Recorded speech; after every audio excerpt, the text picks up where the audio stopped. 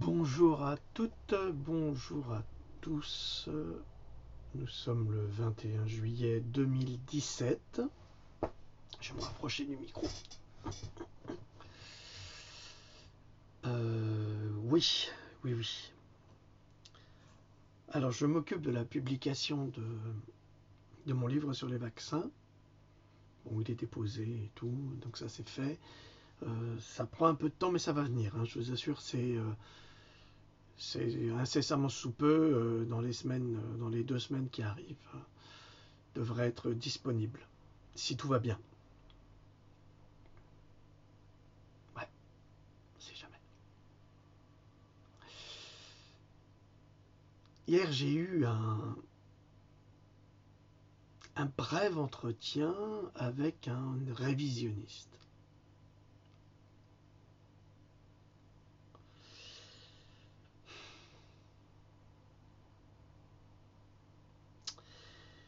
Alors, le révisionnisme historique,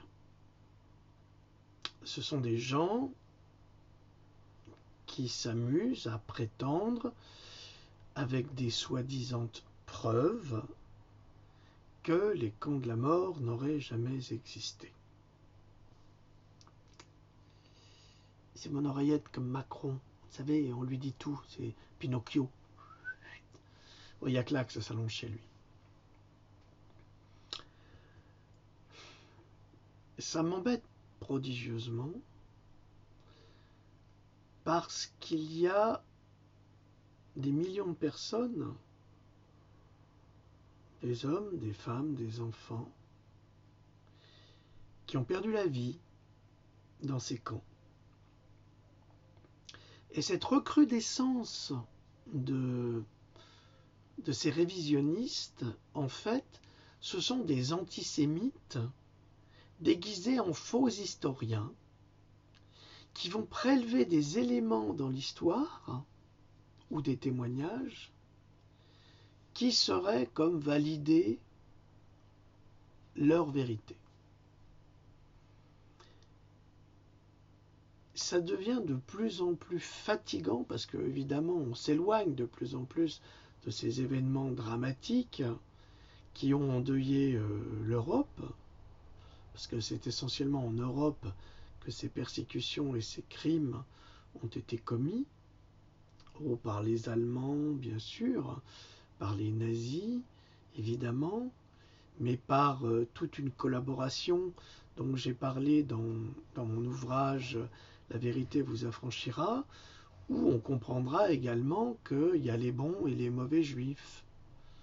C'est-à-dire qu'il y a les mauvais juifs qui, eux, ont le droit d'aller mourir dans les camps de travail puis camp de concentration, et camp de concentration, parce que les deux étaient liés. Et puis vous avez les bons, ceux qui étaient à l'extérieur de l'Europe et qui se sont enrichis sur cette misère. Ce qui montre qu'il y a vraiment des différences entre les humains.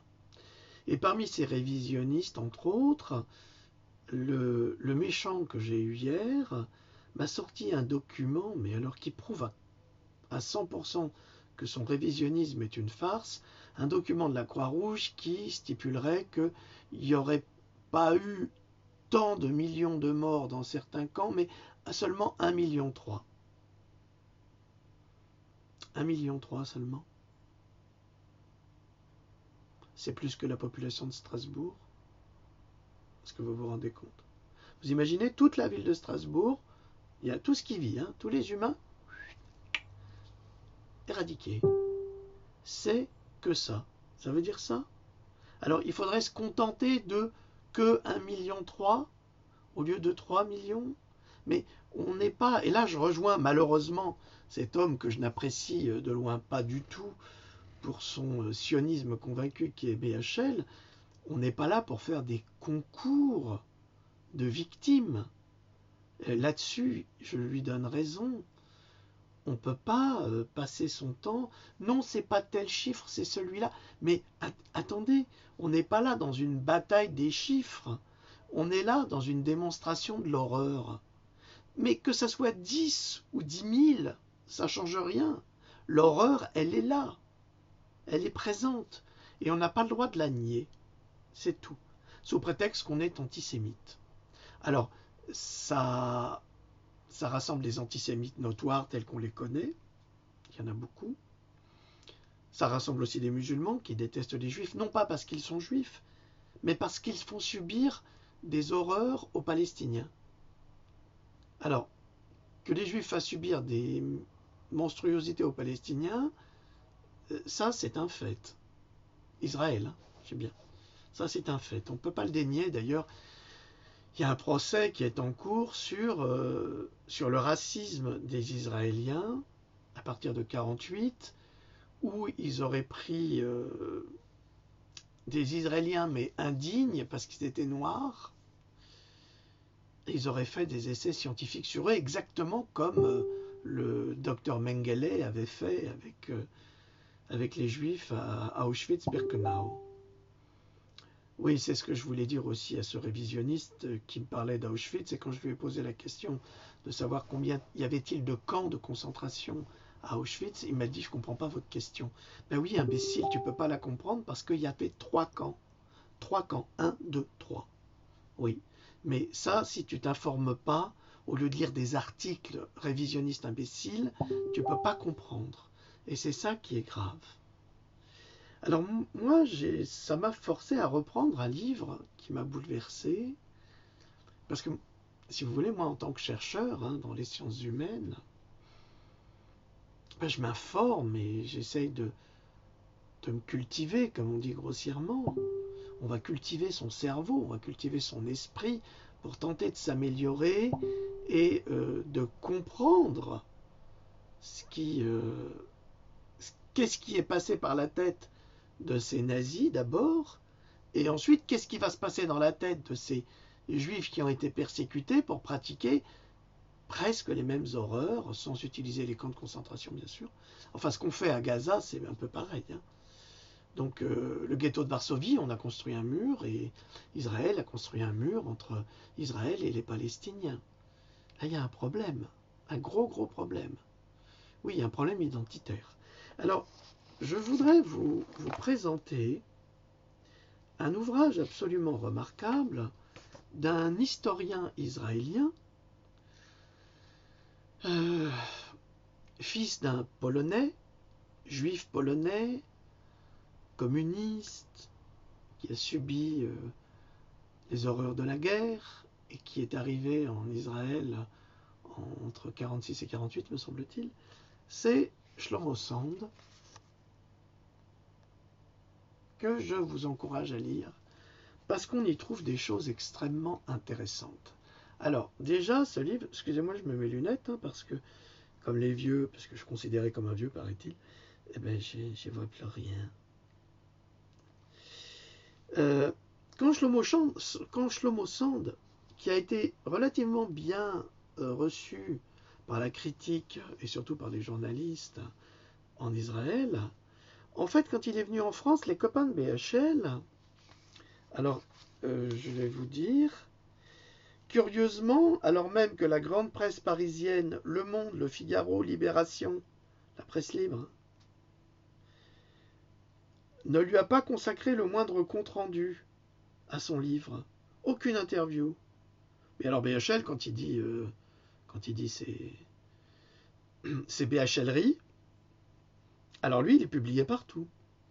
D'ailleurs, il a porté plainte contre le Monde diplomatique, qui a fait un dossier sur lui, sur son compte, dans lequel il répertoriait toutes les sottises qu'il avait dites, et surtout toutes ses prises de parti dans les guerres récentes, où il a plongé son nez, lui, le philosophe, alors qu'il n'avait rien à y faire. Et tout ça pour défendre toujours les mêmes intérêts. Donc il a porté plainte contre le Monde diplomatique, et puis non. Et puis non, ça ne marche pas.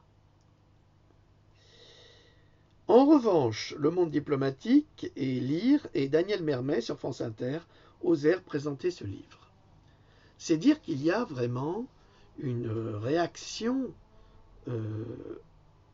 épidermique à cette idée que le peuple juif serait une invention. Alors évidemment, je vais me retrouver avec les sionistes sur le dos. Alors j'aimerais simplement lire un petit passage qui est vraiment très intéressant. Ce livre peut à juste titre être qualifié de non-sioniste. Je ne l'ai effectivement rédigé ni d'un point de vue national, ni animé d'une idéologie antinationale.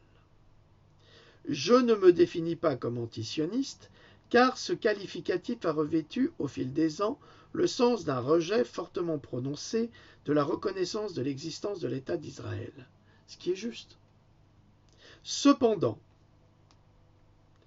je refuse également de m'affirmer sioniste, et ce pour une raison bien simple. Le sens minimal que l'on peut de nos jours conférer au terme sionisme implique la reconnaissance de l'État d'Israël comme l'État juif du monde entier, et non pas comme celui de tous les citoyens qui y vivent en Israël. Aussi, et faute de mieux, je m'appliquerai la définition de post-sioniste. Et je dois vous avouer que je me sens exactement comme lui. Je suis un post-sioniste. C'est-à-dire que nous ne pouvons pas nier la création de l'État d'Israël en 1948, qui a été accordée par l'ONU, mais il y a un gros problème qui est que lorsque les Anglais ont décidé d'accorder Israël, enfin la Palestine aux sionistes, parce que c'est aux sionistes qu'ils l'ont accordé d'abord, eh bien, ils ont demandé à ce que toutes les autres ethnies et peuplades et religions qui étaient pratiquées par les gens qui s'y trouvaient aussi depuis la Bible soient respectées. Malheureusement, ce n'est pas le cas. Et c'est vrai que, malheureusement, Israël, par les faits historiques, est un pays foncièrement raciste vis-à-vis des Palestiniens, qui sont des Israéliens sans être juifs. Alors ça aussi, c'est intéressant. On reproche également à l'Arabie Saoudite d'avoir établi la religion unique qui est l'islam wahhabite. On reproche aux nazis d'avoir mis une étoile jaune sur les juifs, et puis en Europe, on l'a fait partout. Pour différencier les juifs des autres, parce qu'en fait, on ne pouvait pas forcément les identifier, malgré les tentatives qui avaient été faites de prouver que le juif avait une morphologie très précise, dans certains cas, pour certaines familles peut-être, mais pas pour tous, parce qu'il y avait des juifs qui avaient le type arien, et qui l'ont encore. Des juifs polonais, des juifs russes, ils ont parfaitement le type arien. Donc ça ne marche pas. Donc il fallait leur coller une étoile jaune. Au Moyen-Âge, on leur collait une rouelle, donc un cercle jaune pour bien montrer qu'ils étaient juifs. C'est pareil. Pour bien montrer qu'ils n'étaient pas comme les autres. Mais alors, en Israël, ils ont fait pareil. C'est-à-dire que sur le passeport, c'est marqué juif, religion juive, ou israélien, mais pas juif. Et c'est difficile alors d'avoir ces papiers en Israël dans ce cas précis. C'est ce qu'il explique dans ce livre, qui est très très intéressant. On apprend, par exemple, les Juifs, selon moi, ne constituent pas un peuple. En effet, dans l'acceptation moderne du terme, un peuple désigne un groupe humain vivant sur un territoire spécifique où s'est développée une culture quotidienne commune à l'ensemble de la langue parlée, aux coutumes et modes de vie. Alors il développe, je ne vais pas vous lire le livre, mais c'est vraiment passionnant. Et dans ces histoires qu'il raconte de personnes qui ont émigré en Israël en 1948, parce qu'il faut savoir par exemple que les juifs polonais qui ont réussi à échapper au camp de concentration, ceux que les révisionnistes disent ne pas exister, ce qui est non seulement aberrant, mais qui est un crime, eh bien, ces juifs polonais, quand ils sont rentrés chez eux, figurez-vous qu'ils n'étaient pas plus acceptés. Ah, c'est mon écran qui s'éteint. Ils n'étaient pas plus acceptés. Et des fois même, comme on leur avait volé leurs biens, eh ben on les massacrait, et puis comme ça ils disparaissaient, on oubliait ça dans l'histoire. Donc, beaucoup sont partis en désespoir de cause sur cette nouvelle terre, avec ces fameux bateaux qui étaient surchargés comme Exodus, en Israël. Et en Israël, c'était pas facile. C'était pas facile parce que les Anglais voulaient pas d'eux. Donc on les a parqués dans d'autres camps de concentration. Bon, ça, c'est pas ce qu'il raconte dans le livre. Hein. Ça, c'est moi, c'est l'histoire que je connais, moi, qui m'a toujours passionné. Parce que dès qu'il y a une injustice, je sais pas pourquoi, mais ça me révolte. Donc, petite vidéo juste pour m'attirer les foudres des sionistes, on les connaît. Hein. Ils sont d'une intolérance épouvantable, tout comme les antisionistes sont dans la même intolérance. Mais à force d'intolérance, on n'arrivera qu'à de l'intolérance. Puissance 2, 4, 6, 10, 100. On n'évoluera pas, on ne pourra pas évoluer. Or, notre but à nous, l'humanité, c'est d'évoluer, c'est d'aller vers le meilleur. Et on va vraiment vers le pire avec tous ces esprits, comme on dit en anglais, narrow-minded, c'est-à-dire avec ces regards qui sont juste centrés sur une direction sans voir le reste.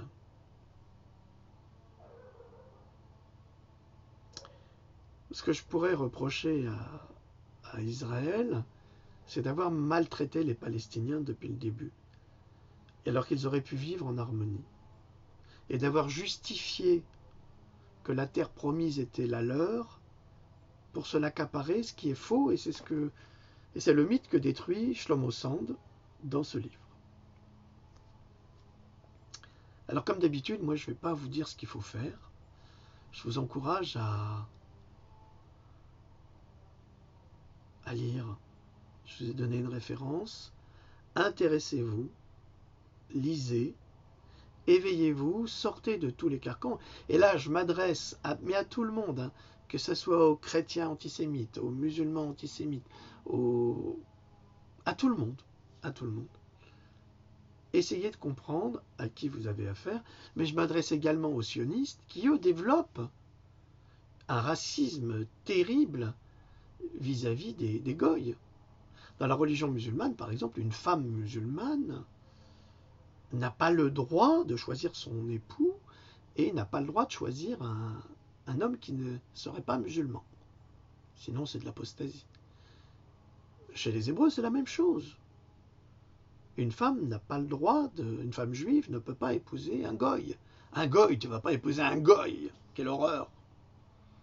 Mais quand on voit l'évolution de la religion et les conversions forcées, on se rend compte que si on faisait des études ADN, il n'y aurait pas grand-chose qui séparerait un juif d'un arabe, un arabe d'un soi-disant français.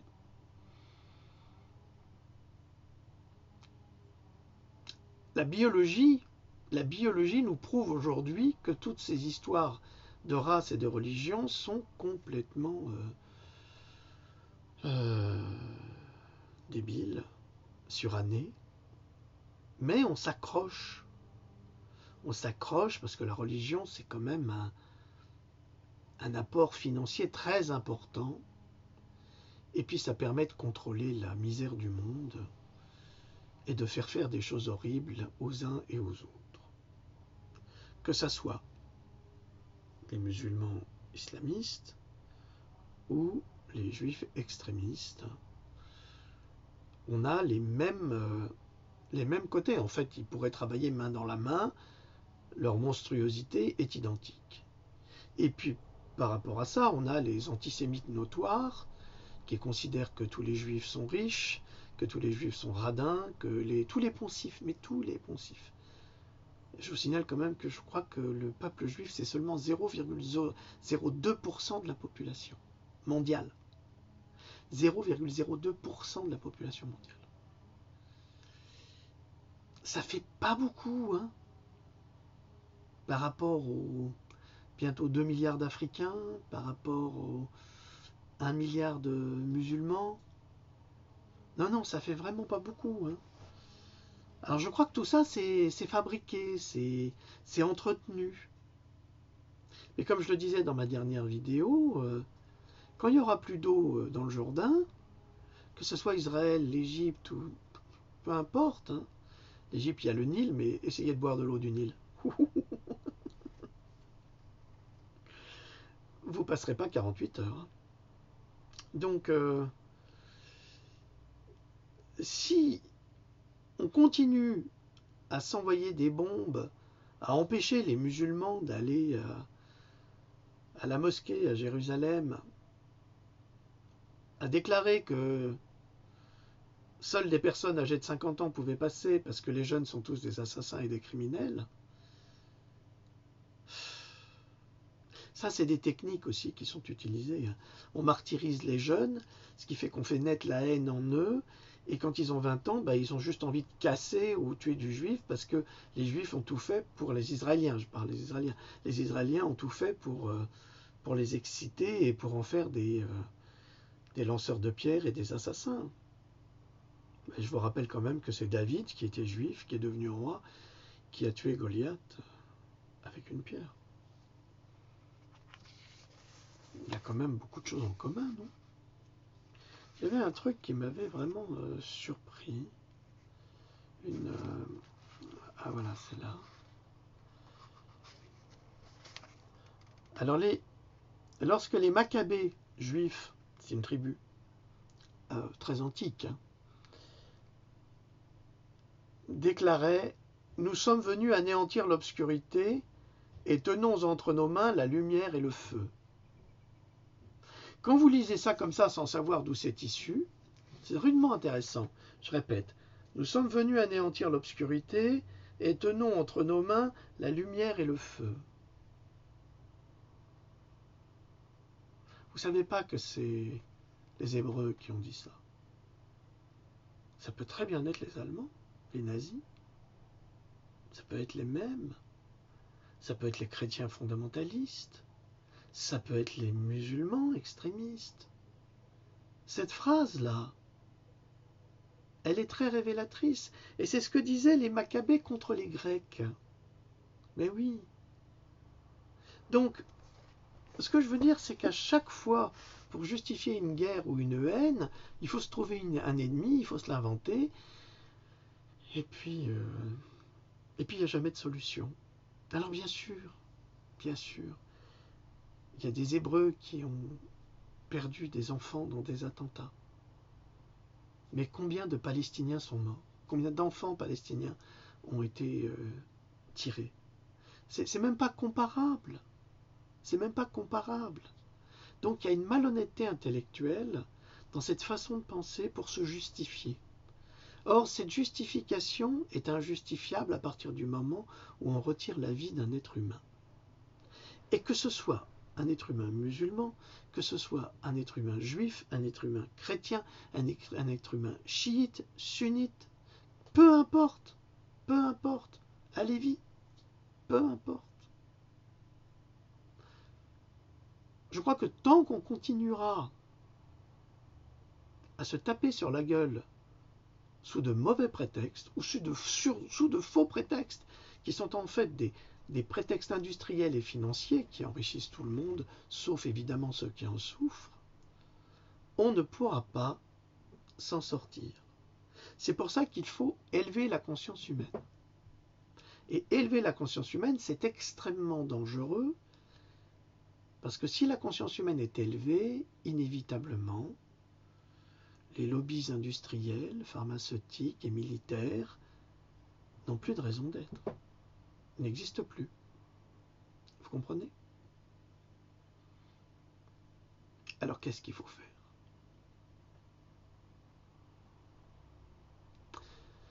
Bon, je vous laisse réfléchir là-dessus, n'est-ce pas?